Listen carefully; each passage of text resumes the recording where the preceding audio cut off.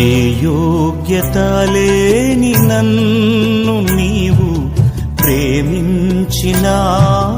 దేవా, ఏ అర్హత లేని నన్ను నీవు రక్షించినావు ప్రభు. ప్రియులారా, ఈరోజు దేవుడు మనతో మాట్లాడనయున్న ప్రతి మాట జాగ్రత్తగా విని ఆ ప్రకారంగా దేవుడు మనతో తన ఉద్దేశమును పంచుకుంటున్నప్పుడు తన ఉద్దేశానుసారమైనటువంటి మంచి జీవితాలు మనం కలిగి ఉండేటువంటి వారిగా ఉండాలి. అయితే ప్రియులారా,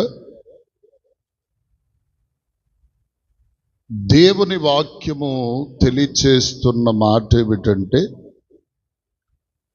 ప్రతి ఒక్కనికట దేవుని వాక్యం అంటది, ఆత్మ సంబంధమైన ప్రతి ఆశీర్వాదం దేవుడిచ్చాడట. ఏమండి? దేవుడు ఆత్మ సంబంధమైన ప్రతి ఆశీర్వాదం దేవుడు ప్రతి ఒక్కరికి ఏమండి అనుగ్రహించాడు. అయితే ఈ అనుగ్రహించబడినటువంటి ఆశీర్వాదమును, దేవుడిచ్చినటువంటి ఆశీర్వాదమును కొంతమంది అనుభవిస్తున్నారు, కొంతమంది దూరం చేసుకుంటున్నారు. దేవుడు ఎవ్వరిని తక్కువగా చేయలేదు, అలాగని ఎవ్వరిని ఎక్కువగా కూడా చేయలేదు. మనుషులందరూ దేవుని దృష్టికి ఒక్కటిగానే ఉన్నారు. కానీ మనుష్యుడు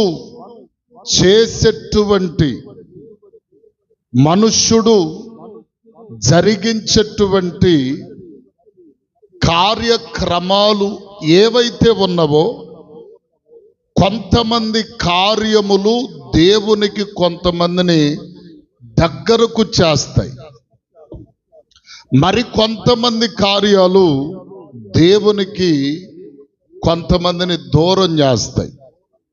ఇదంతా ఎవరి చేతిలో ఉందంటే చెప్పండి, మన చేతుల్లో, దేవుని చేతిలో కాదు. మంచి చెడనేటువంటిది దేవుడు చెప్పాడు. చెప్పినప్పుడు మంచిని మనం కోరుకుంటామా, చెడును కోరుకుంటామంటే ఏమండి, వాస్తవానికి మంచే కోరుకోవాలి. కానీ మనుష్యుడు ఏం చేస్తున్నాడు అంటే, మంచిని చేస్తూనే చెడును కోరుకుంటా ఉన్నాడు. అయితే ఈ విషయములో నేను ముగ్గురు వ్యక్తులను మీకు పరిచయం చేస్తా. వారు ఒకప్పుడు ఎలా ఉన్నారు, ఆ తదుపరి ఎలా ఉన్నారు, వారి జీవితాలు ఒకప్పుడు ఎలాంటి స్థితిలో ఉన్నాయి, ఆ తర్వాత ఎలాంటి స్థితిలోనికి వచ్చారు అనేటువంటి విషయాలు మనం చూడగలిగితే ప్రియులారా, మొట్టమొదటిగా చూడండి, సమూయేలు మొదటి పుస్తకములోనికి రండి. సమూయేలు మొదటి పుస్తకము 15వ అధ్యాయం. ప్రియులారా, మొదటి చరణము నుండి కొన్ని మాటలు చదువుదాం. ఒకానొక దినమందు సౌలును పిలిచి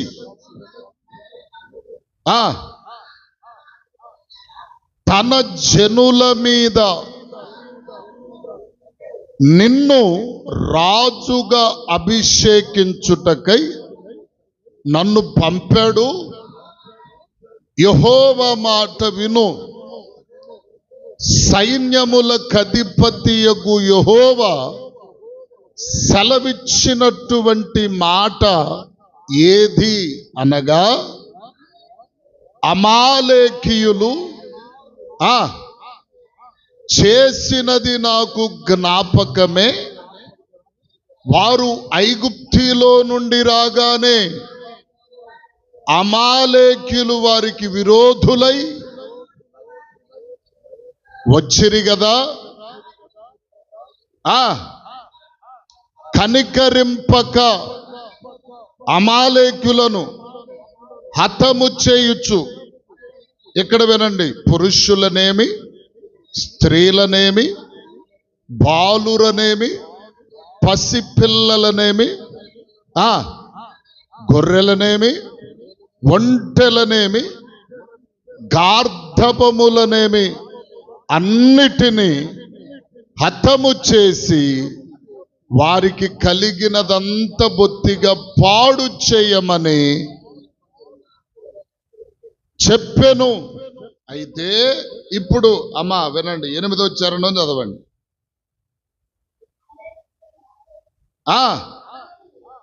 అగగును ప్రాణాలతో పట్టుకొని, అమ్మా 7వ వచనం నుండి చదవండి.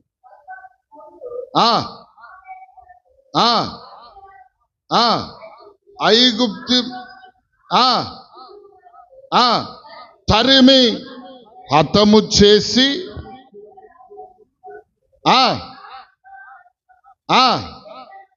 జనులనందరినీ కత్తి చేత నిర్మూలము చేసెను. సౌలును జనులను కూడి అగాగును గొర్రెలలోను ఎడ్లలోను కొవ్విన గొర్రె పిల్లలను మొదలైన వాటిలోను మంచి వాటిని కొన్నిటిని కడగా ఉంచి చేసిరి. దేవునికి స్తోత్రం కలుగునుగాక. చెప్పండి హల్లెలూయా. ప్రియులారా, గమనించాలి, ఈ వాక్యము మనందరికీ చాలా సుపరిచితమైన వాక్యం. ప్రియులారా, ఈ వాక్యములో దైవజనుడైనటువంటి సమూయేలు, ప్రవక్త అయిన సమూయేలు మనకు కనిపిస్తాడు. ఈ సమూయేలు దేవుని ప్రజలకు మార్గదర్శిగా ఉండి దైవ ప్రజలకు న్యాయాధిపతిగా ఉండి న్యాయములు తీరుస్తూ ఉన్నటువంటి కాలములో ప్రియులారా, ఆయనకు 2 కుమారులు పుట్టారు. ఆ 2 కుమారులను న్యాయాధిపతులుగా సమూయేలు నియమిస్తే వారు అక్రమస్తులై లంచము పుచ్చుకొని, ఇదిగో ప్రియులారా, అన్యాయపు తీర్పులను తీరుస్తున్నప్పుడు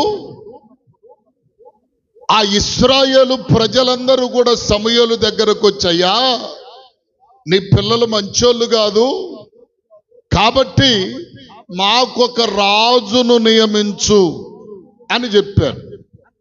చెప్పినప్పుడు ఇదిగో ప్రియులారా, ఇశ్రాయేలు రాజ్యము మీద ఇశ్రాయేలులకు ప్రథమ రాజుగా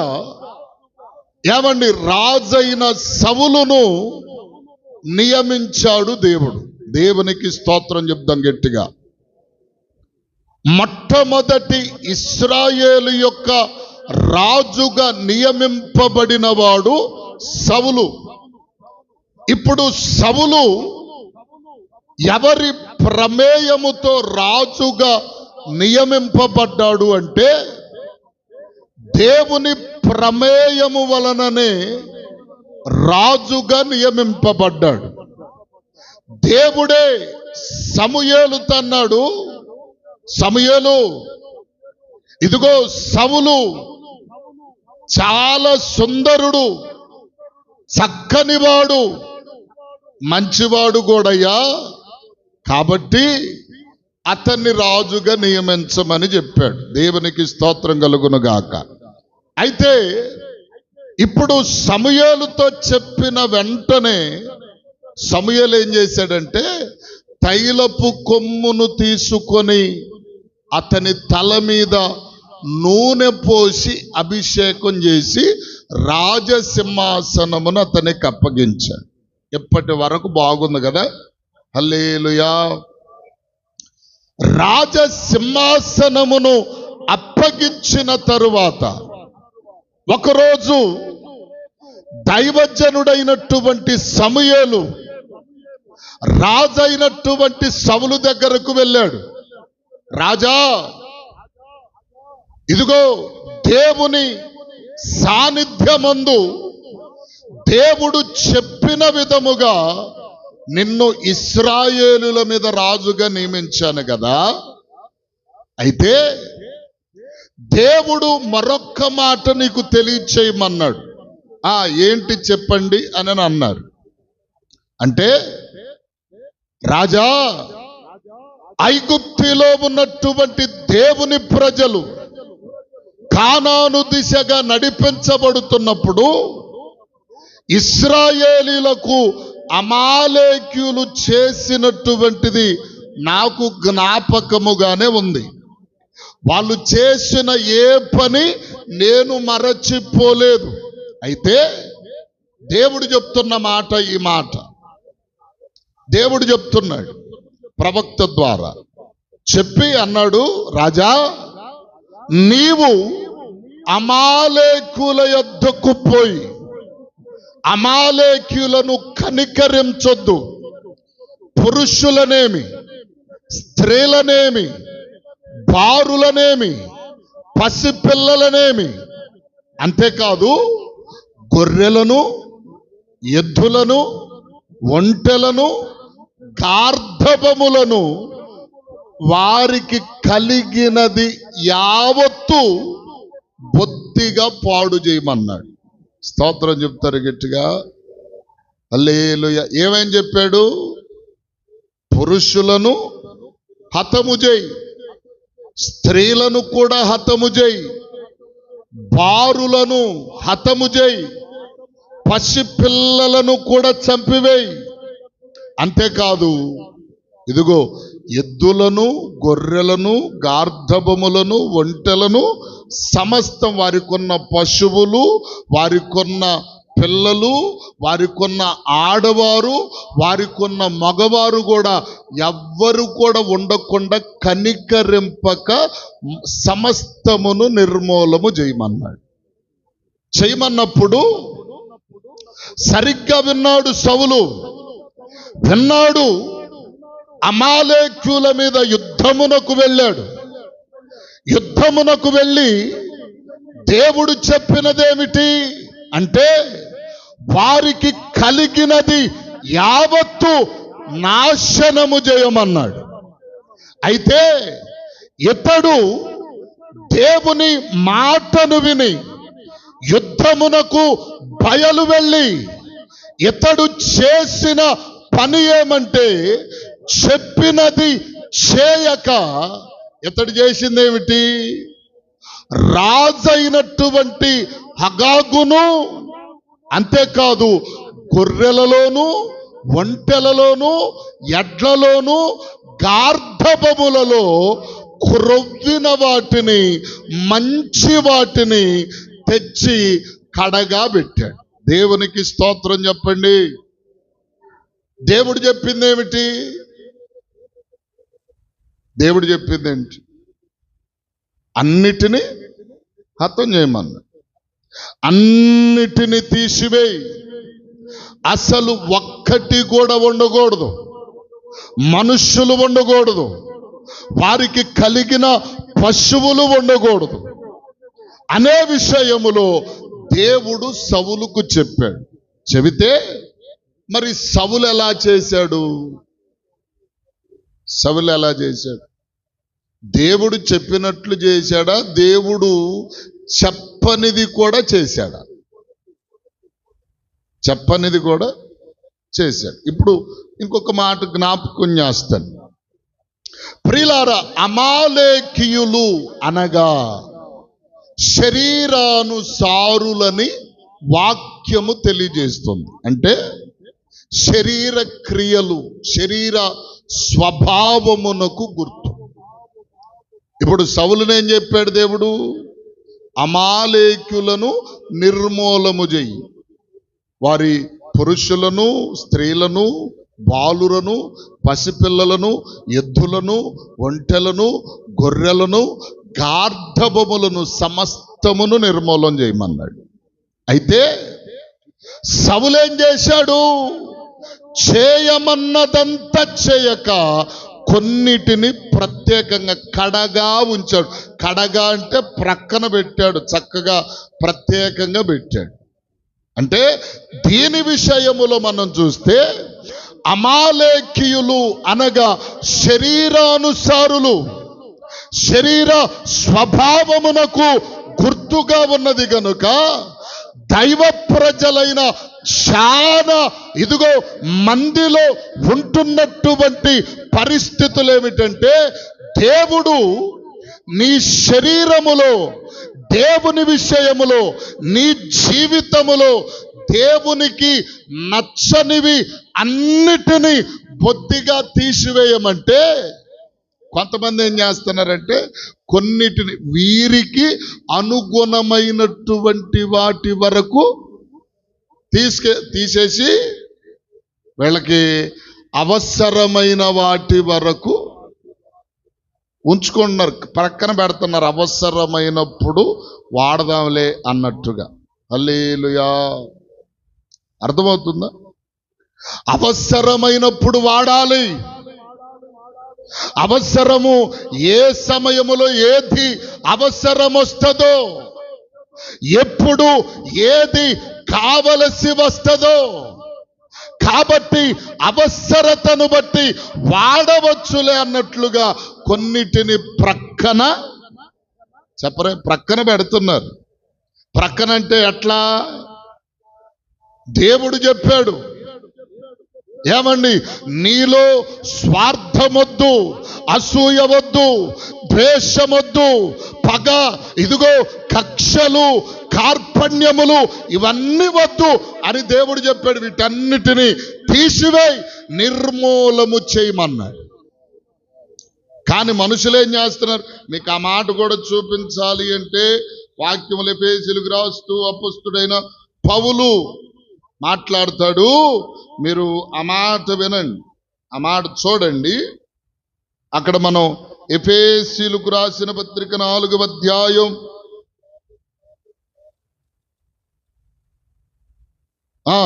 4వ అధ్యాయం ప్రియులారా 22వ చరణం చదవండి. మునుపటి ప్రవర్తన విషయములో అయితే మోసకరమైన దురాశల వలన చెడిపోవు మీ ప్రాచీన పాతదైన స్వభావము వదులుకొని నూతన పరచబడి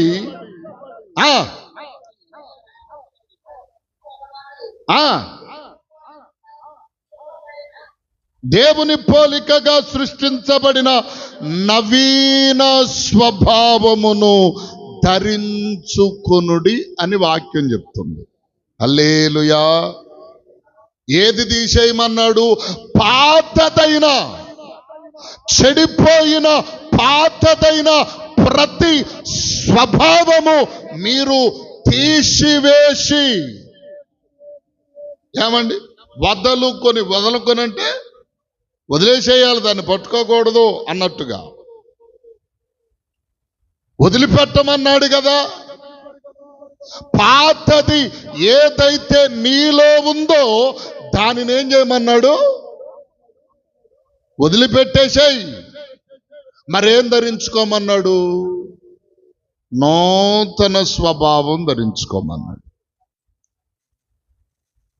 నూతన స్వభావం ధరించుకోమన్నాడు. కానీ ఇప్పుడు చాలా మంది చేస్తున్న పనేమిటంటే పాతదైనటువంటి వాటిలో కొన్నిటిని కడగా పెడుతున్నారు కదా, కడగా పెడుతున్నారు. మరి కొత్తది ఎలా వస్తుంది? పాతది పోకుండా కొత్తది ఎలా వస్తుంది? పాత నీరు పోతే కదా కొత్తది వచ్చేది, అవునా? పాత నీరు పోతేనే కదా క్రొత్త నీరు వచ్చేది. పాత నీరు పోకుండా కొత్తది ఎట్ట వస్తుంది? హల్లెలూయా చెప్పండి, హల్లెలూయా. పాతదైన స్వభావం పోకపోతే, పాతదైన ఆ చెడిపోయి దేవునికి దూరస్థులమైన ఆ స్వభావం పాకపోతే, విడిచిపెట్టకపోతే నూతన స్వభావం మనలోకి ఎలా వస్తుంది? వస్తుందంటారా?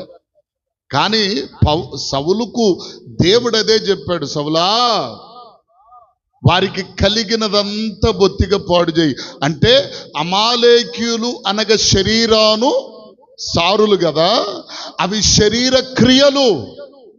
అమాలేకీయులు అంటే మనలో శరీర స్వభావం, శరీర క్రియ, శరీరపు పనులు ఏవైతే ఉన్నవో అవన్నీ ఏమండి అమాలేకీయులకు సూచన. ఒకప్పుడు పూర్వం ఎలా ఉన్నాం? పౌలు అన్నాడు, పూర్వము దోషకుడను, హింసకుడను, హానికరుడను. మరిప్పుడు అదే పట్టుకొని వెళ్తున్నాడా పౌలు? పూర్వం ఎలా ఉన్నాడు? దోషకుడు, దూషించేవాడిగా ఉన్నాడు, బూతులాడేవాడిగా ఉన్నాడు, దూషణ మాటలు మాటలాడేవాడిగా ఉన్నాడు. ఏమండి? హింసకుడు అంటే హింసించేవాడు, ప్రతి ఒక్క వ్యక్తిని హింస పెట్టేవాడు. అయ్యా అంటే ఏంద్రని పటాలను కొడతామనుకో, కనబడ్డ ప్రతి ఒక్కడిని హింసించేవాడు. హింసకుడు, హానికరుడు. అవసరమైతే ప్రక్క వ్యక్తిని హాని చేస్తాడు, ప్రక్క వ్యక్తికి హాని చేసేవాడు. హాని అంటే చంపటానికైనా సిద్ధమే, నరకటానికైనా సిద్ధమే, కాలు చేయైనా తీసేసేస్తాడు, హానికరుడు. మరిప్పుడు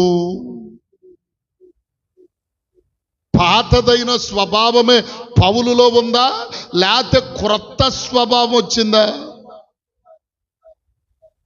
ఏమండి? తిమోతి పత్రికలో చూడండి ఆ మాట. మొదటి తిమోతి మొదటి అధ్యాయం 12వ చరణం చదవమ్మా. పూర్వము దోషకుడను, హింసకుడను, హానికరుడనైన నన్ను ప్రభు తన పరిచర్యకు పిలిచి అప్పగించి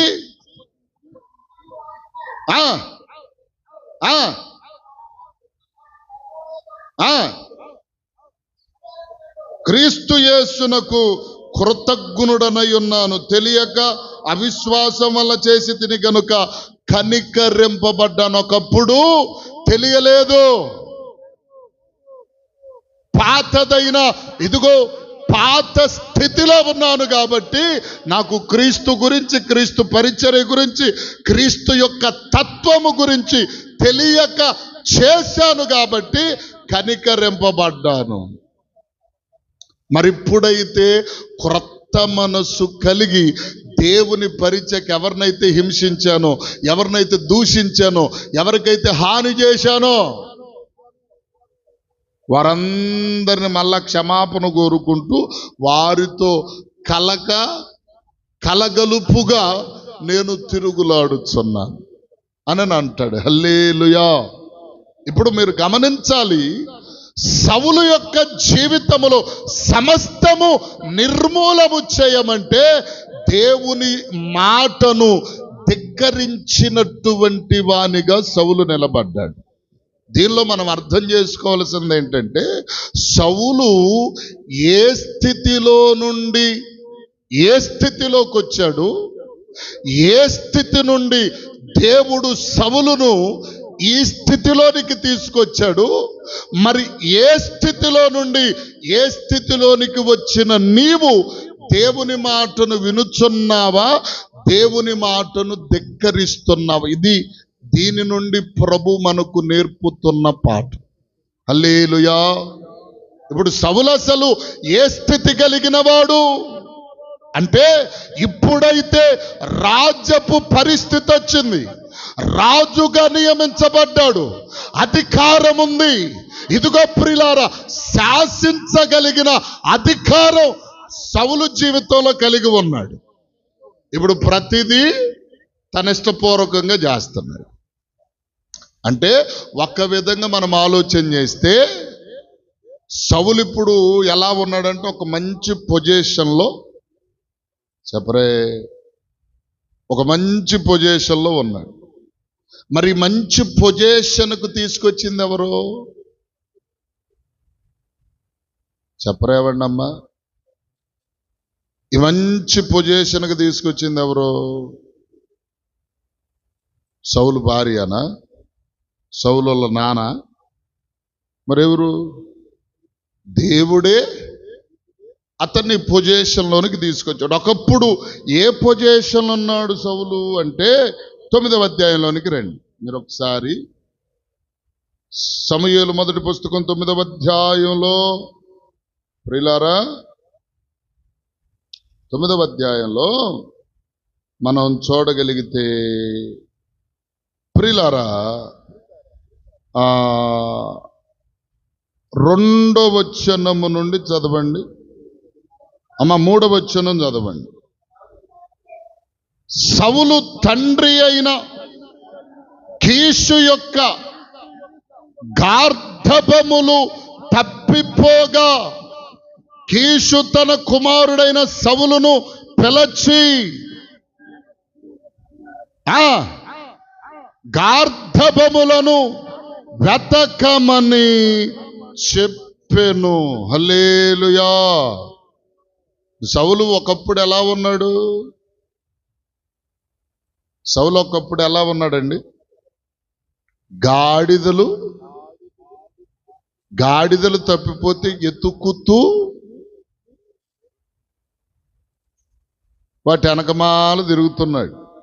అంటే రోడ్డమ్మిటే పని పాట లేక, ఏమండి, పనికిరాని వాడు తిరిగినట్లుగా గార్ధబముల వెంట ఇదిగో తిరుగుతూ, గార్ధబములు తప్పిపోతే తన తండ్రి చెప్పాడు, రే అయ్యా సౌలా, నువ్వు వెళ్ళి మన పనివారిలో ఒకరిని తీసుకొని వెళ్ళి తప్పిపోయిన మన గార్ధబములను వెతకయ్యా అని చెప్పాడు. చెబితే ఆ వెతికేటువంటి పనిలో ఉన్నప్పుడు ఆ పనివాడు ఒక మాట చెప్పాడయ్యా, ఇక్కడ ఒక సేవకుడు ఉన్నాడు ఆయన, ఆ సేవకుని దగ్గరికి వెళ్తే మన గాడిదలు ఎక్కడ ఉన్నాయో చెప్తాడు అని అన్నాడు. సరే పదరా, నువ్వు చెప్పిన మాట కూడా మంచిదే కదా, వెళ్దాం పద అని చెప్పి వెళ్ళాడు. సమూయేలు దగ్గరకు వస్తే సమూయేలు ప్రార్థన చేశాడు. ప్రార్థన చేసి ఫలాని చోట నీ గాడిదలు ఉన్నాయి పో అని చెప్పి అన్నాడు. ఆ సమయములోనే దేవునికి ఒక విజ్ఞప్తి చేశాడు సమూయేలు. అయ్యా, నీ ప్రజలు రాజు కావాలంటున్నారు, మరి ఎవరిని ఎన్నుకోమంటావు, ఎవరిని ఏర్పాటు చేయమంటావు, ఏం చేయమంటావంటే, ఇదిగో దేవుడు ముందుగానే చెప్పాడు, కీషు అనేటువంటి భాగ్యవంతుని కొడుకైనటువంటి సౌలు చక్కని వాడు, ఇశ్రాయేలీలు అంతటి అందగాడు లేడు, అంతటి సౌందర్యవంతుడు లేడు, అంతటి బుద్ధి కలిగిన వాడు లేడు, అతన్ని అభిషేకించమని చెప్పాడు. అభిషేకించాడు, రాజుగా నియమించాడు. రాజు కాకమును పితని పరిస్థితి ఏంటి? గాడిదలు కాచుకోవటం, గాడిదలు వెంట తిరగడం, గాడిదలు తప్పిపోతే వాటిని ఎతుకుతాం. ఈ పనిలో ఉన్నటువంటి ఒక వ్యక్తిని, సాదా సీదపు పరిస్థితిలో ఉన్నవాడిని ఒక రాజ్యపు, ఒక దేశపు అధికారిగా, రాజుగా దేవుడు నియమిస్తే ఇప్పుడు ఇతడేం చేస్తున్నాడండి? దేవుని మాట వింటున్నాడా? దేవుని మాట వింటున్నాడా? మీకు అర్థమవుతుందా? ఏమండి, దేవుని మాట వింటున్నాడంటే దేవుని మాట వినకుండా తన ఇష్టపూర్వకంగా చేస్తున్నాడు. ఇప్పుడు ఇదే ప్రాసెస్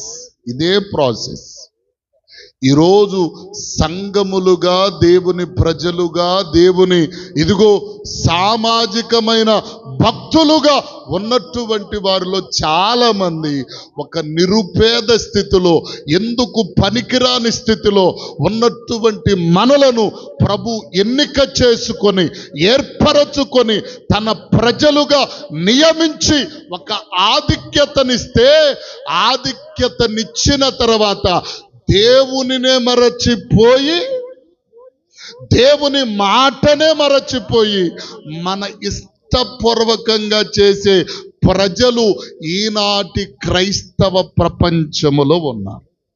హల్లెలూయా. ఒకప్పుడేమి లేదనుకోండి, దేవుని బిడ్డలుగా ఉన్నాం.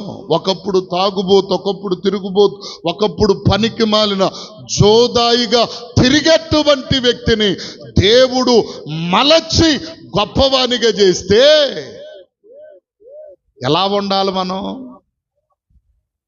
చెప్పండి, ఎలా ఉండాలండి?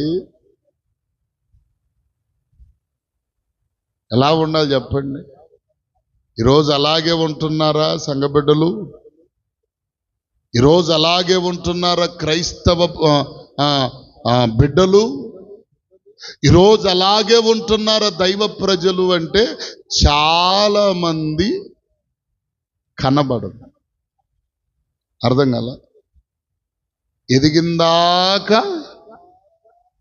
ఒక విధి, ఎదిగిన తర్వాత చెప్పరే, రూపాయి బిళ్ళ మీద 3 బొమ్మలు కనపడతాయి కదా. 3 బొమ్మలు మన భారతదేశపు పోలీసులు టోపీల మీద సింహాల బొమ్మలు కనపడతాయి, చూసారా? మన రూపాయి బొమ్మల మీద, రూపాయి బిళ్ళ మీద కానీ, నోట్ల మీద కానీ, ప్రతి దాని మీద ఏమండి ఎదిగిన దాకా 3 బొమ్మలు కనపడతాయి. బాగా ఎదిగిన తర్వాత 4వ బొమ్మను కూడా కనపడుతున్నారు. అర్థం కాల? బాగా ఎదిగిన తర్వాత 4వ బొమ్మ చూపిస్తున్నారు. హల్లెలూయా. 4వ బొమ్మ ఎవరికి కనపడదు. 4వ బొమ్మ ఎప్పుడు కనపడిద్దంటే దేవుడు ఆశీర్వదించి అందలం ఎక్కించిన తర్వాత.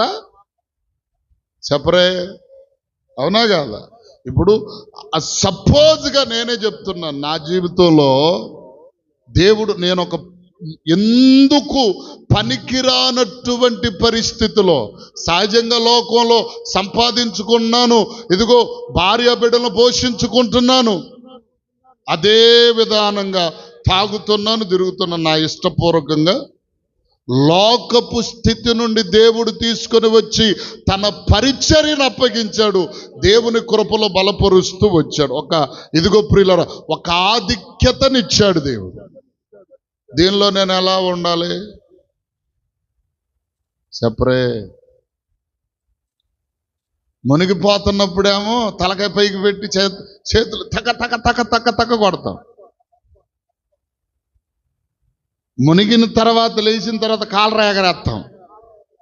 అవునా? నిజమే. మనుష్యుల యొక్క నైజం అది. మరి ఇప్పుడు సౌలు ఎలా ఉన్నాడంటే, ఒరే అబ్బాయా, నువ్వెలా ఉన్నావు, ఏ స్థితిలో ఉన్నావు, నిన్నెంతటి స్థితికి తీసుకొచ్చానని దేవుడు అడిగితే మనమేం సమాధానం చెప్పగలుగుతాం? నన్ను ఎందుకు మర్చిపోయావయ్యా అంటాడు అనుకోండి.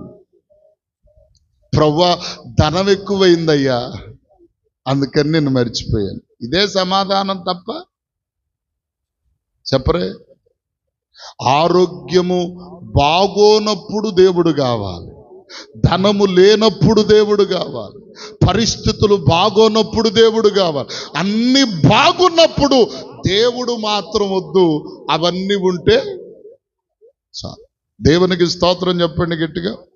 యేసన్న గారి మందిరంలో ఒక జరిగిన సంఘటన, మన గుంటూరు గోరంట్ల హోసన్న మినిస్ట్రీ యేసన్న గారు అనేటువంటి దైవజనుడు చనిపోయాడు. పెద్ద దైవజనుడు. ఏమంటే అపోస్తలులు యేసన్న గారు అనేటువంటి ఆయన పరిచర్య ప్రారంభించినటువంటి దినాలలో ఒక నూతన దంపతులు ఇద్దరు వెళ్ళారంట పరిచర్యకి వెళ్ళినప్పుడు వివాహమైంది. సరైన ఉద్యోగం లేదు, ఇంట్లో సరిగ్గా జరగటం లేదు, బాగా ఉన్నారు, బాగా ఇబ్బందులు పడుతూ ఉన్నారు. దేవుడు ఎందుకని వారికి ఒక ప్రేరేపణ ఇచ్చాడు. పరిచర్యకి వెళ్ళారు. పరిచర్యకి వెళ్ళి ఒకరోజు కలిసి, అయ్యా మా పరిస్థితులు అయ్యాయి అంటే దైవజనుడు ప్రార్థన చేసి, ప్రభు నిన్ను మార్చబోతాడయ్యా, నిన్ను బాగు చేస్తాడు, నీవు నమ్మకంగా ఉండు దేవుని పరిచర్యలో అని భార్యాభర్తలిద్దరికీ చెప్పాడు. చెప్తే సరేనని చెప్పి ఆదివారం వచ్చిన వెంటనే పొద్దున్నే వచ్చి భార్యాభర్తలు పొద్దున్నే ముఖం కడుక్కొని స్నానం చేసి శుభ్రంగా రెడీ అయిపోయి పరిగెత్తుకుంటూ వచ్చి చర్చిలో శుభ్రంగా ఊడ్చి చాపలు భరిసేవాళ్ళంట. మరి బుధవారం ప్రార్థన ఉన్నప్పుడు మరలా చర్చి ఊడ్చి చాపలు భరిసేవారు. మందిరములో ఏ పరిచర్య ఉన్నా ఆ పరిచర్య ఆ భార్యాభర్తలిద్దరే చేసేవాళ్ళు. ఏమండి, దేవుడు వారి నమ్మకమైన పరిచర్యను చూశాడు.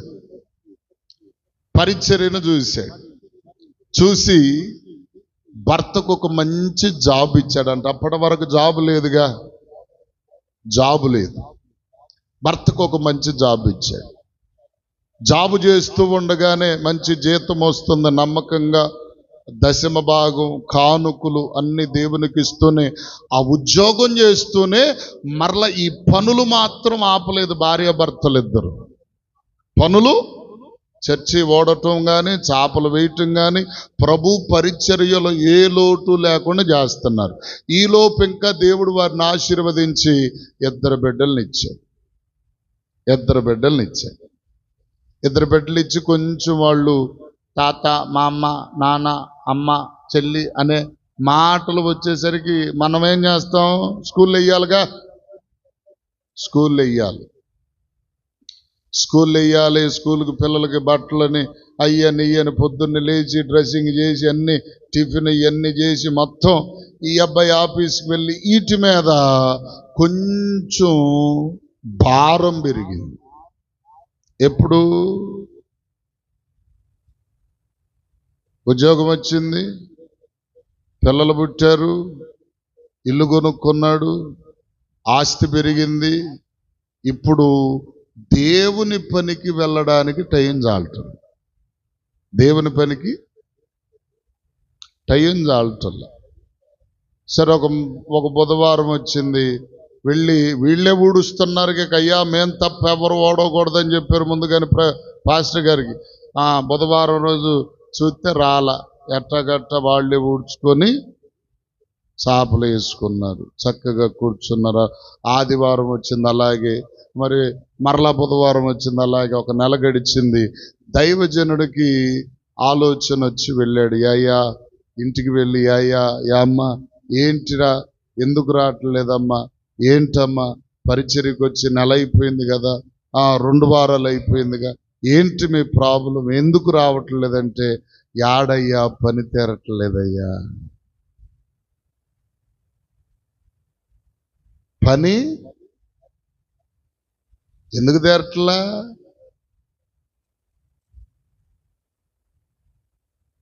ఆశీర్వాదం వచ్చిందిగా అందుకు తీరట్లా. ఎందుకు తీరట్లా? దేవుడు ఆశీర్వదించాడు అందుకు తీరటల్లా. కాదయ్యా, అట్టు కాదు. అట్లాగే దరిదాపుగా 4-5 సార్లు వెళ్ళి దైవజనుడు దర్శించిన లెక్కాపత్రం లేదు. సేవకునికి బాధే కదా, కన్నబిడ్డలు, కనుక్కున్న బిడ్డలు, ఆత్మీయ బిడ్డలు మందిరంలో కనపడకపోతే, రాకపోతే, ఏమండి ఎందుకయ్యా, ఏందయ్యా, ఏ లోపం జరిగిందయ్యా, సేవకుని బాధ చాలా ఉంటుంది. ఏడుస్తూ ఉన్నాడు. తర్వాత దేవుడు కూడా ఆలోచన చేసి ఇద్దరు బిడ్డలను రెడీ చేసి స్కూలుకు పంపుతున్నప్పుడు బస్ యాక్సిడెంట్ అయ్యి 2 పిల్లలు చనిపోయారు. ఎందుకు తీరట్లా? ఏమండి, ఈ బిడ్డలిద్దరు చనిపోయారని దిగులుతో ఉద్యోగం మానేసి పిచ్చోళ్ళలాగా తిరుగుతున్నాడు ఈ అబ్బాయి. ఉద్యోగం కూడా పోయి. దేవుడిచ్చిన అధికారాన్ని, దేవుడిచ్చిన ఆధిక్యతను ఎవరు చెడగొట్టుకుంటున్నారు? ఏమండి? మనమే. సౌలుకు కూడా అలాగే గాడిదలు కాచుకుంటున్న వాడిని రాజుగా అభిషేకిస్తే దేవుని మాటని ధిక్కరించి ధిక్కారమైన బుద్ధితో నడిచాడు సౌలు. స్తోత్రం చెప్తారు గట్టిగా. ఈరోజు నీవు నేను కూడా అలాంటి బుద్ధి కలిగి నడుస్తున్నామేమో ఒకసారి ఆలోచన చెయ్యండి. మన జీవితంలో కూడా అలాంటి ఆలోచన, నాకేమిలే, నాకేం బాధ లేదులే, నాకేం దిగులు లేదులే, నాకేం అపాయం లేదులే, నాకేం ఇబ్బందే లేదులే అనే ఆలోచన కలిగి గర్వపు స్వభావముతో నడిపించబడేవారు చాలా మంది ఉన్నారు బిడ్డలారా. దేవుడు ఇదిగో వాక్యము చెప్తుంది, ఆయన క్షణమాత్రము కోపగించితే చాలంట. క్షణమాత్రం చాలు. క్షణం అంటే ఎంత? టక్ అంటది అంతే. టక్. క్షణం అంటే ఎంత? ఏదో ఒక నిమిషం వెయిట్ చేయ అవసరంలా. నిమిషం, ఒక గంటకు 60 నిమిషాలు ఉన్నట్లుగా ఒక నిమిషమునకు 60 సెకండ్లు. 60 సెకండ్లు తిరిగితే ఒక నిమిషం. టక్ టక్ టక్ టక్ టక్ టక్ అంటూ తిరుగుతుంది. ఒక్క సెకండ్ మాత్రము కోపగించితే చాలంట. ఒక్క సెకండ్ అంతే. హల్లెలూయా. ఇప్పుడు ఈ సౌలు దేవుని మాటను ధిక్కరించాడు. ఒకటి. రెండవదిగా మనం చూస్తే మొదటి రాజుల పుస్తకంలోనికి రండి. మొదటి రాజుల పుస్తకం 11వ అధ్యాయం 9, 13 వచనం. 11వ అధ్యాయం 9, 13వ చరణం. 11:9. 2 మారులు ప్రత్యక్షమై నీవు ఇతర దేవతలను వెంబడింపవలదని అతనికి ఆజ్ఞ ఇచ్చినను సొలొమోను హృదయము ఆయన యొద్ద నుండి తొలగిపోయెను. యెహోవా తనకిచ్చిన ఆజ్ఞను అతడు గైకొనకపోగా యెహోవా అతని మీద కోపగించి, చాలమ్మ, కోపగించి. ఎవరి మీద?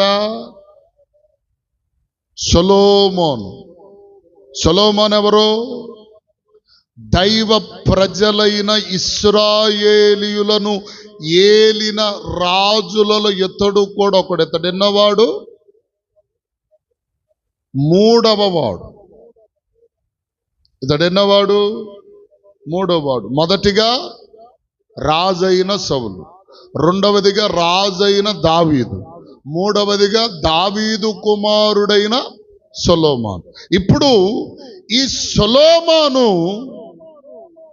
దేవుని సముఖమందు దేవుడు అతనికి చెప్పిన మాట ఏదంటయ్యా, సొలొమోనా, నీవు ఇతర దేవతల తట్టు తిరగొద్దు. ఏమండి? ఇతర దేవతలను వెంబడింపవలదని అతనికి ఆజ్ఞాపిస్తే సొలొమోను హృదయము ఆయన యొద్ద నుండి తొలగిపోయిందంట. ఎవరి యొద్ద నుండి? సొలొమోను బైబిల్ గ్రంథంలో పరమజ్ఞాని, అంతటి జ్ఞానవంతుడు అతనికి ముందు గాని అతని తర్వాత గాని భూలోకమందు లేడు అని వాక్యం చెప్తుంది. సొలొమోనుకు దేవుడు కావలసినదంతా ఇచ్చాడు. ఇస్తే ఇప్పుడు సొలొమోనుకు దేవుడు ఒక మాట చెప్పాడు, సొలొమోనా, నువ్వు ఇతర దేవతలను వెంబడించొద్దయ్యా అంటే దేవుడు చెప్పిన ఆజ్ఞనంట అతడు గైకొనకపోగా యెహోవా అతని మీద కోపం తెచ్చుకున్నాడు. హల్లెలూయా. సొలొమోను ఏ స్థితిలో ఉన్నాడు ఇప్పుడు? ప్రపంచ దేశములన్నిటిలో జ్ఞానము కలిగిన రాజుగా సొలొమోను పరిగణనలోనికి తీసుకున్నాడు. ఒకరోజు షేబాదేశపు రాణి వచ్చింది. షేబాదేశపు రాణి ఎందుకు వచ్చింది? సొలొమోను చాలా జ్ఞానవంతుడంట కదా, అసలు అతని జ్ఞానాన్ని పరీక్షించాలని చెప్పి షేబాదేశము నుండి వచ్చిందంట ఒక రాణి. వచ్చి ఏం చేసిందో తెలుసా? వచ్చి ఏం చేసిందంటే ఒక 100 మొక్కలు, పూల మొక్కలు, 100 మొక్కలు, అమ్మా వింటున్నారా? హల్లెలూయా. 100 పూల మొక్కలు, 100 పువ్వులున్న మొక్కలు తెచ్చింది. 100 ప్లాంట్లు, 100 పువ్వులున్న మొక్కలు, 100 మొక్కలు ఆయన ముందు పెట్టింది. రాజు ఎట్లా కూర్చున్నాడు, రాజా నువ్వు జ్ఞానివని ప్రపంచ దేశాలలో ఉన్న రాజులు ప్రజలు అనుకుంటున్నారు. నీ జ్ఞానాన్ని నేను కూడా పరీక్షించడానికి వచ్చాను. కాబట్టి నువ్వు జ్ఞానివో కాదో నేను తెలుసుకుంటాను. వాళ్ళు పలికేది అబద్ధమో నిజమో నేను గమనించాలి అని చెప్పంటే, సరే సరే రాణమ్మా నువ్వేం చేస్తావో చెయ్యమ్మా అన్నాడు. అంటే 100 పూల మొక్కలు పెట్టింది ఆయన ఎదుట. పెట్టి, రాజా ఒక చిన్న విషయం, ఈ పూల మొక్కలన్నీ ప్లాస్టిక్ పూల మొక్కలు. ఈ పూల మొక్కలన్నీ ఎన్ని మొక్కలు పెట్టింది ఆయన ఎదుట? 100 మొక్కలు పెట్టింది. 100 మొక్కలు కుండీల్లో తీసుకొచ్చి పెట్టింది. ఒకే రకం పువ్వులు, ఒకే రకం చెట్లు మొత్తం తీసుకొచ్చి అక్కడ పెట్టింది. ఒకే కలర్ తెచ్చిపెట్టి, ఈ 100 మొక్కలు ప్లాస్టిక్తో తయారు చేసిన పూల మొక్కలు. కానీ ఈ 100 మొక్కల్లో 99 మొక్కలు మాత్రమే ప్లాస్టిక్ మొక్కలు. ఒకే ఒక మొక్క నిజమైన మొక్క ఉంది. ఆ మొక్కను నువ్వు కనుగొని కొన్ని నిమిషములలో చెప్తే నువ్వు జ్ఞానివేని అనుకుంటాను అందంట. హల్లెలూయా. అంటే సరే రాణమ్మా అని అన్నాడు. సరే రాణమ్మా అని చెప్పి, ఏమండి, సింహాసనం ముందు కూర్చొని ఆ పూల మొక్కల వైపు ఒకే విధంగా ఒకే దృష్టి చూస్తా ఉన్నాడంట. చూసి 1 సెకండ్లో లేచి, ఇదిగో ఇది నిజమైన మొక్క అని చెప్పి లేపి ఇచ్చాడు. హల్లెలూయా. బెత్తరపోయిందామా? ఎవరో రాణి, షేబాదేశపు రాణి బెత్తరపోయిందంట. బెత్తరపోయి, ఎలా కనిపెట్టావు రాజా? అసలు నీకిచ్చిన ఇన్ని మొక్కల్లో ఇదే కలరు, ఇదే పువ్వు, ఇదే చెట్టులు అన్నీ ఒకటే కదా, మరి మొక్కల్లో నిజమైన మొక్కను ఎలా గుర్తుపెట్టావంటే, రాజు చెప్తున్నాడు, అమ్మా ఈ మొక్కలన్నీ ప్లాస్టిక్ మొక్కలు, వాటిలో ఒకే ఒక్క నిజమైన మొక్క ఉంది. ఆ నిజమైన మొక్కకు పువ్వు కూడా ఉంది కదా, ఆ పువ్వు కాడకి తేనెగా మకరందమును పేల్చడానికి వచ్చాలిందంట. అప్పుడే హల్లెలూయా. అర్థమైందా? ఏం పేల్చడానికి? మకరందం అంటే తేనెకి పూలల్లో నుండేగా తీసేది తేనెకొచ్చి దాని మీద వాలింది. వీటన్నిటి మీద వాలింది, దాని మీద ఎందుకు వాలిందంటే ఆ ఏగకు తెలుసు నిజమైన మొక్కేదో అబద్ధమైన మొక్కేదో. అంతటి జ్ఞానవంతుడు సొలొమోను. ఈ జ్ఞానం ఎలా వచ్చింది అంటే దేవుడిచ్చాడు. ఏమండి, 3వ అధ్యాయం, రాజుల మొదటి పుస్తకం 3వ అధ్యాయంలో మనం చూస్తాం. 3:5 నుండి మనకు కనిపిస్తుంది. అక్కడ 3:5 నుండి మనకు కనిపిస్తుంది. కానీ నేను చెప్పిన మాట వరకు చదవండి ప్రియులారా. 7వ వచనం నుండి చదవండి అమ్మ.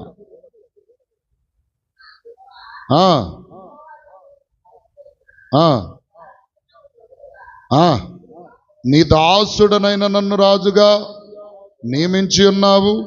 అయితే నేను బాలుడను, కార్యములు జరుపుటకు నాకు బుద్ధి చాలదు. నీ దాసుడనైన నేను నీవు కోరుకొనిన జనుల మధ్య ఉన్నాను, వారు విస్తరించి ఉన్నారు.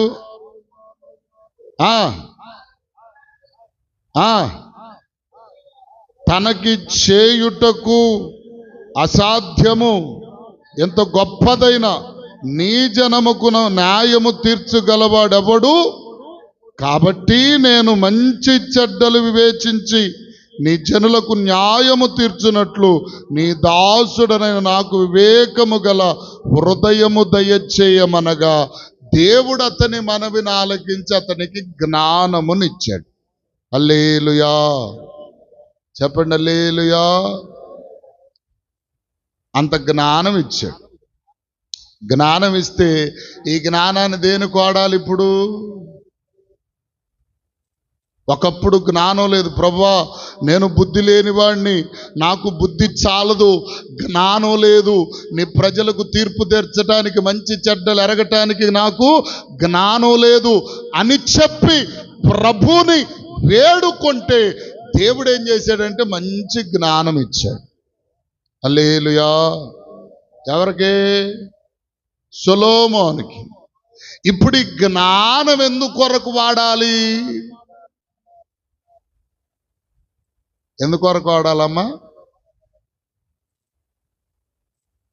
బుద్ధి లేనోండి అనుకోండి, నాకు జ్ఞానం లేదనుకోండి, దేవుడు నాకు పరిపూర్ణమైన జ్ఞానం ఇచ్చినప్పుడు దేవుణ్ణి అడిగితే మీరు ఎవరైనా జ్ఞానం కొదువుగా ఉంటే నన్ను అడగండి, జ్ఞానము నేను ఇస్తానని దేవుడే చెప్పాడు గనుక దేవుణ్ణి అడిగాను, దేవుడు ఇచ్చాడు.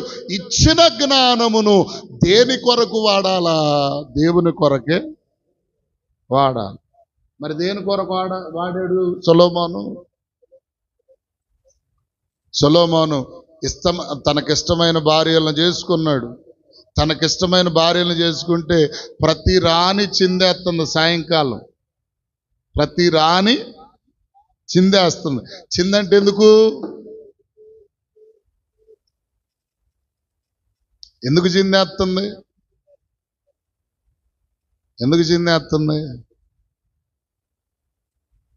హల్లెలూయా. చిందెందుకు వేస్తున్నారు? రాణులంటే రాజా నీకు ఇష్టమైనప్పుడు వస్తున్నావు, నీకు ఇష్టమైనప్పుడు వెళ్తున్నావు, కానీ నా మాటను వింటలేదు, నాకు ఇష్టమైంది నువ్వు చేయట్లేదు, కాబట్టి నువ్వు వచ్చావు కాబట్టి నేను చెప్పింది నువ్వు చేస్తానంటేనే నీ ఆలోచనలన్నిటిని నేను నెరవేరుస్తానని చిందేస్తుంది. ఎక్కడా? రాజనగరిలో, అంతఃపురములో, రాజు యొక్క రహస్య మందిరములో చిందులేత్తం ప్రారంభించారు. రాజు ఏం చేస్తున్నాడు? రాణి కోరిక తీర్చాలిగా. ఏంటమ్మా నీ కోరిక అంటే, రాజా మరి నేను అన్య దేశపు దానును కదా, అన్యుల స్త్రీలను అన్యపు వ్యక్తిని కదా, అన్య దేవతలను పూజించిన దాన్ని కదా, మరి నీ దేవుణ్ణి నువ్వు పూజిస్తున్నావు, నాకు కూడా ఒక మందిరం కట్టు, నేను పూజించే దేవుణ్ణి ఆ గుడిలో పెట్టు, నేను కూడా దేవుణ్ణి పూజిస్తాను అంటుందేమో. హల్లెలూయా. రాణి అడిగితే రాజు మాట నెరవేర్చకపోతే తల మీద ఒక గుడ్డ పెట్టుకుంటుంది. రాజా నాకు తలనొప్పిగా ఉంది అంటుంది. ఇట్టాగా ఆడలు కూడా చాలా మంది ఉన్నారు. దేవునికి స్తోత్రం. అర్థం కాలే? కోరింది ఏదన్నా భర్త తేకపోతే కొంతమంది భోజనం పెట్టే కాడ అలుగుతారంట. ఎక్కడా? కొంతమంది బొవ్వాకూరే వండరు అనుకోండి, ఒకవేళ వండినా సరే వండి మంచిగా రుచిగా కూర వండి అన్నం పెడతా కొంచెం గీరి కాకా పెడదాం అనుకుంటారంట కొంతమంది ఆడోళ్ళు. ఇట్టా కూడా మాట వినకపోతే దేవునికి స్తోత్రం, నిద్రపోయే సమయానికి మంచం కాడేస్తారంట తెస్ట. నిజం. నేను చెప్పింది తేకపోతే నువ్వు మంచం మీద పడుకో, లేకపోతే నువ్వు కింద పడుకో, నేను మంచం మీద నీకు నాకు పచ్చి, నీకు నాకు అలిగాం, నువ్వు నేను ఒక దగ్గర ఉండటానికే లేదు, అవసరమైతే నేను నా పుట్టింటికి వెళ్ళిపోతా అంటున్నారు. అక్కడ చిందేసేసరికి ఈడు గుండె పొత్తి కడుపులోకి జారుతుంది. ఒరే బాబా నువ్వు వెళ్ళేది ఎందుకు తల్లే, నేను నీ కోరిక తీరుతాలే అమ్మా. హల్లెలూయా. ఏమండి? వెంటనే మందిరాలు కట్టించాడు, విగ్రహాలను పెట్టాడు, అన్ని దేవతలను పూజించటం. ఎలా పూజిస్తున్నాడంటే, రాజా మరి మందిరం కట్టించావు కదా, దేవుణ్ణి పెట్టావు కదా, నాతో పాటు నా భర్తగా నా రాజుగా నా వెంట వచ్చి ఆ మందిరమును ప్రతిష్ఠ చేయాలి, ఆ దేవునికి ఆ రాతికి నువ్వు పూజ చేయాలి అనంటే మరి కట్టించినోడు ఏం చేస్తాడు? వెళ్ళి పూలు జల్లాడు, కుంకుమ జల్లాడు, పసుపు జల్లాడు, ఈయన ముఖం మీద కూడా కొట్టుకున్నాడు. దేవుడు అన్నాడు అప్పుడు, అయ్యా సొలొమోనా, నువ్వు ఏ స్థితిలో జ్ఞానం అడిగా? జ్ఞానం లేనప్పుడు కదా, జ్ఞానం నీకు పరిపూర్ణంగా ఇచ్చాను కదా, మరి జ్ఞానం ఎక్కువై పనికి మాలిన పనులన్నీ చేస్తావు, పనికి మాలినోడని నీవు అన్య దేవతలను ఏమండి అక్కడ ఏమన్నాడు? నీవు అన్య దేవతలను, గమనించండి, నీవు అన్య దేవతలను ఏమండి, నీవు ఇతర దేవతలను వెంబడింపవలదని అతనికి ఆజ్ఞాపించినను సొలొమోను హృదయం అతని విడిచిపెట్టిందంట. మనోడికి ఇప్పుడు ఆడింది ఆట, పాడింది పాట, జ్ఞానం ఎక్కువైందిగా. అర్థం కాల? అందుకని దేవుని చేత జ్ఞానం ఉంది. బుద్ధి లేనివాడు, జ్ఞానం లేనివాడు దేవుణ్ణి అడిగితే జ్ఞానం ఇస్తే, జ్ఞానం ఎక్కువైన తర్వాత దేవుణ్ణే చెప్పరే, దేవుణ్ణే మర్చిపోయాడు, దేవుణ్ణే విడిచిపెట్టాడు. ఆ తర్వాత జరిగిందేంటి?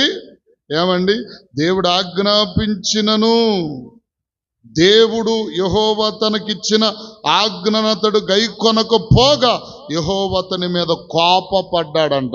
రే అయ్యా, నేను చెప్పింది నువ్వు చేయట్లేదు కదా. ఈరోజు చాలామంది ఒకప్పుడు ఒక ఉన్నత స్థితిలో, ఒక పేద స్థితి నుండి, ఒక పనికి మాలిన స్థితి నుండి సౌలును దేవుడు పైకి లేపితే సౌలు గర్వించాడు. అలాగూ మనం గర్విస్తున్నామేమో. ఒకవేళ మనకు జ్ఞానం లేనప్పుడు సొలొమోను వలె దేవుడు జ్ఞానం ఇస్తే ఆ జ్ఞానం చేత దేవునిని మహిమపరచవలసింది పోయి మనకు మనమే చెప్పరే జ్ఞానులమని అతిశయపడుతూ దేవునికి దూరస్తులమైపోతున్నాం. ఈరోజు దేవుని నుండి ఏది పొందుకుంటున్నా మానవుడు దేవునికి దూరస్తుడైపోతున్నాడు. దేవునికి అతిగా దగ్గర కావలసిన మానవుడు దేవునికి ఇంకా దూరం అయిపోతున్నాడు. ఎంత దారుణమండి! ఏమండి, ఇంకా అసలు ఈ విషయాలు చెప్పుకుంటా పోతే ఇంకా చాలా విషయాలు ఉన్నాయి. ఆఖరిగా నేను ఒక మాట జ్ఞాపకం చేస్తాను. ఇశ్రాయేలు ప్రజలు ఉన్నారు. ఇశ్రాయేలు ప్రజల గురించి దేవుని వాక్యంలో 32 నిర్గమకాండములో ఉంటుంది. 32:1 నుండి మనం 19 వరకు చదువుకుంటే అక్కడ ఏమండి, మోషే, దైవజనుడైన మోషే ఏమండి, నిబంధన పలకలు హోరేబు పర్వతం ఎక్కిన తర్వాత నిబంధన పలకలు దేవుడు 2 ఇచ్చాడు. ఆ నిబంధన పలకలు తీసుకుని 40 రాత్రింబగళ్ళు దేవునితో ఉన్నప్పుడు మోషే అన్ఎక్స్పెక్టెడ్గా ఒక శబ్దం వినబడింది. ఏమండి, మోషేతో యెహోషువ ఉన్నాడు. అయ్యా మోషే గారు, దైవజనుడైన మోషే గారు, ఏదో యుద్ధ శబ్దము వినబడుతుంది అన్నాడు. మోషే అన్నాడు, యుద్ధ శబ్దం కాదు, ఇంకొక శబ్దం ఏం కాదు, అది వాయిద్యముల శబ్దం అన్నాడు. మోషే పైనుండి కిందకి దిగొచ్చేలేకి వీళ్ళందరూ కూడా దూడను చేసుకున్నారు. వాళ్ళ దగ్గర స్త్రీల దగ్గర ఉన్న బంగారం అంతా ఒలిచి కరగేశారు. ఏదో దూడను చేసుకున్నారు. దూడను చేసుకుని తాగేవారు తాగుతూ, ఊగేవారు ఊగుతూ, శబ్దాలు చేస్తూ గోల పెడతా ఉంటే మోషే దిగొచ్చాడు.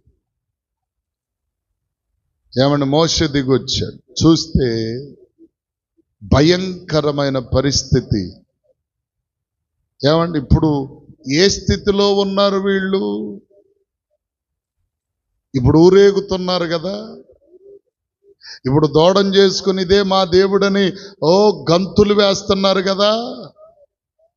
ఒకప్పుడు అదే ఇశ్రాయేలీలు 3వ అధ్యాయం 7వ వచనంలో, 3వ అధ్యాయం 2వ అధ్యాయం ఆఖరి వచనంలో ఏమండి వ్రాయబడిన మాట, ఇశ్రాయేలులు ఐగుప్తులో బానిసలుగా ఉండి దేవునికి మొరపెడుతూ మూలుగుతూ అలమటిస్తూ మొరపెట్టాడంట. అయ్యా, మమ్మల్ని ఐగుప్తు చెర నుండి విడిపించయ్యా, మమ్మల్ని బానిసత్వం నుండి విడిపించయ్యా, ఈ బాధ పడలేకపోతున్నామయ్యా అంటే దేవుడు విడుదల పడిస్తే విడుదల పరచిన తర్వాత దోడం చేసుకుని విడుదల చేసిన దేవుణ్ణి విడిచిపెట్టారు. వీరికి ఇష్టమైన ప్రతిమను చేయించుకుని ఊరేగుతున్నారు. ఈరోజు మన జీవితాలు కూడా అంతే. ఏమండి, మన జీవితాలు కూడా దేవుడు ఒక ఆధిక్యత ఇస్తే, ఒక మంచి స్థితిని ఇస్తే, ఆ స్థితిలో ఉంచిన దేవుణ్ణి గుర్తెరగక ఏమండి గర్వించి దేవుడు చెప్పిందంతా వినకుండా మనకిష్టమైన పనులన్నీ చేసుకుంటూ వెళుతున్న సవులు వలె మారుతున్నాం. జ్ఞానం లేనప్పుడు జ్ఞానం ఇస్తే, జ్ఞానం ఇచ్చిన దేవుణ్ణి మరిచిపోయి ఇతర దేవతలను పూజించే స్థితికి వెళ్ళిపోతున్నాం. అంతేకాదు, ఆపదలో ఉన్నప్పుడు దేవుడు విడుదల ఇస్తే, శ్రమలో ఉన్నప్పుడు దేవుడు విడుదల పరిస్తే, ఆ విడుదల పరచిన స్థితులను గమనించక దేవుణ్ణి విసర్జించి దేవుని స్థానములు ప్రతిమలను పూజిస్తున్నాం. ఎంత దౌర్భాగ్యం! ఒకసారి ఆలోచన చేయండి ప్రియమైన దేవుని బిడ్డలారా. ఈరోజు మనం తింటున్నామంటే, మనం మంచిగా నిద్రపోతున్నామంటే లోకంలో చాలామంది హతులైపోతున్నారు, చనిపోతున్నారు, భయంకరమైన పరిస్థితుల్లోకి వెళ్ళిపోతున్నారు. అయినా సరే దేవుడు తన కనికరం మన మీద ఉంచుతున్నాడు. ఆ కనికరమును చూపిన దేవునిని విడిచిపెట్టి మనం మన ఇష్టానుసారంగా జీవించటం ఎంత వివేకం! ఒక్కసారి ఆలోచన చేయండి ప్రియులారా. అందరం తలలు వంచుదాం, ప్రార్థన చేసుకుందాం. అందరం తలలు వంచి ప్రార్థన చేసుకుందాం. కొంచెం సమయం ఎక్కువైంది.